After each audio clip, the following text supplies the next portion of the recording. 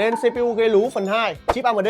Giống như Intel thì AMD cũng có một vài hậu tố mà các ông phải biết. Với CPU không đuôi thì đây là những dòng CPU nguyên bản, không có card tích hợp, dành cho những ông nào muốn build PC gaming. Với dòng G thì sẽ có card tích hợp đi kèm. Card tích hợp của dòng này thì tôi thấy là khá khỏe nếu như so sánh với cả CPU của Intel. Tương tự như Intel thì dòng này sẽ focus đến khối văn phòng, không cần hiệu năng cao. Tiếp đến là đuôi X, giống với đuôi K của Intel, có khả năng ép xung, hiệu năng cao. Thường những con này tôi thấy hiệu năng PCP tốt hơn hẳn dòng thường. Và cuối cùng là X3D, CPU sử dụng công nghệ 3D VCAche, tối ưu hóa khả năng chơi game nhờ khả năng truy xuất dữ liệu cao. Trên laptop thì khá là giống với Intel, chip U là tiết kiệm điện này, chip H là hiệu năng thường xuất hiện ở trên những con laptop gaming, và cuối cùng là HX với số nhân, số luồng, số xung thường là cao nhất ở trên những dòng laptop gaming, xuất hiện ở trên những con gaming cao cấp. Và đó là cách để phân biệt CPU của AMD.